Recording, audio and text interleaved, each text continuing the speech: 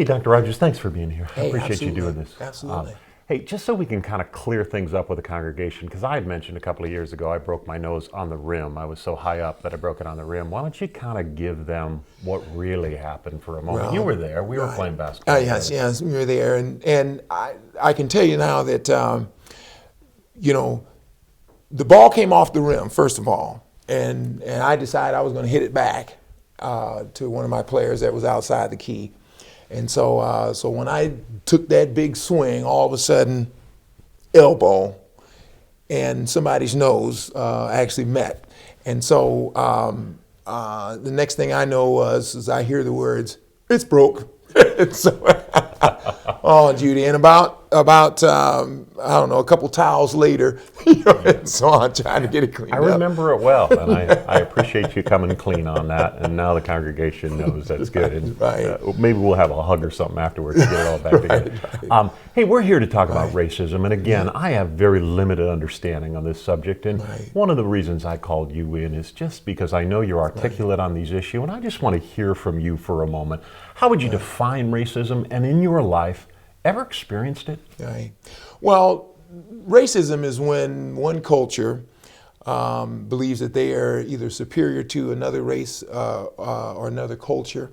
I kind of break it down to the level of, do I think I'm better than you? And if I am I going to exert my influence as far as over you because I got such little respect as far as for you? And I was involved in a church group called the Royal Rangers. Assemblies of God has a Royal Ranger program, and teaches boys how to, camping and rope tying, and I mean just all types of outdoor skills, nature, and so on.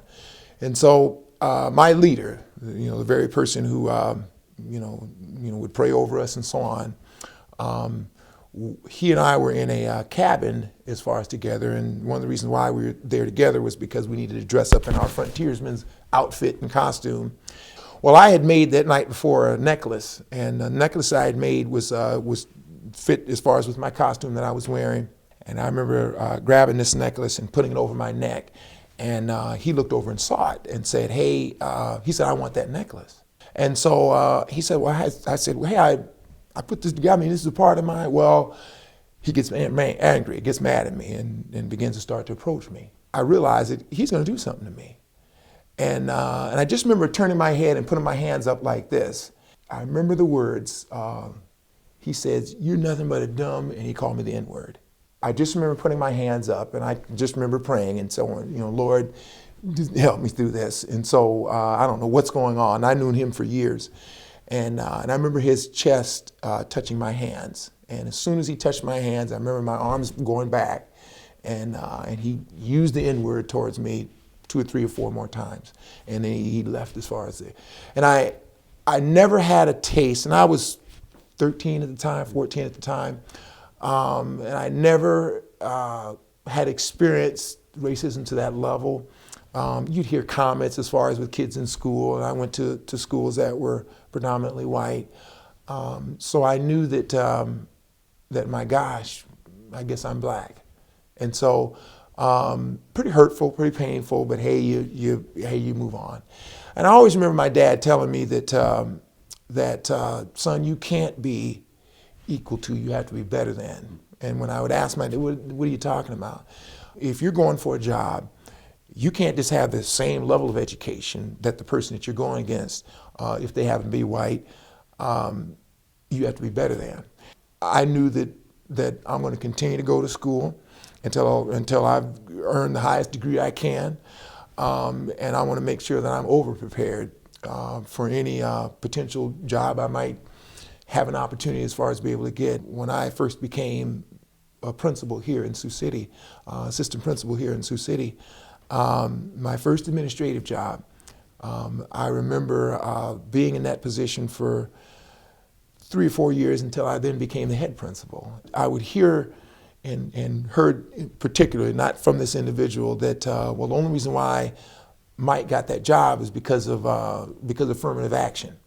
Good stuff, and that's very helpful. In fact, let's chase that rabbit trail for a moment because you brought it up. In your professional career as an educator, kind of give us perspective of how you've observed racism kind of in the educational setting. Let's talk about it a little bit in Sioux City. Just a few years ago, I had an African-American 8th grade student come to the office, and his comment to me is that just mad, upset, angry. I said, hey, what's going on? And so he said, so I'm tired of these people calling me the N-word.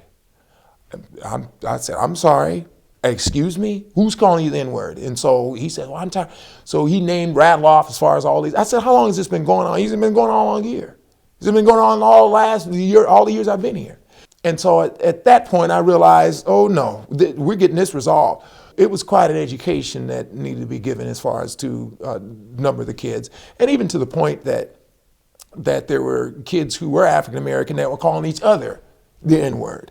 I said, okay, guys, in order for this to stop, you guys got to stop. We've got to know and understand what respect means and how to give it and how to show it.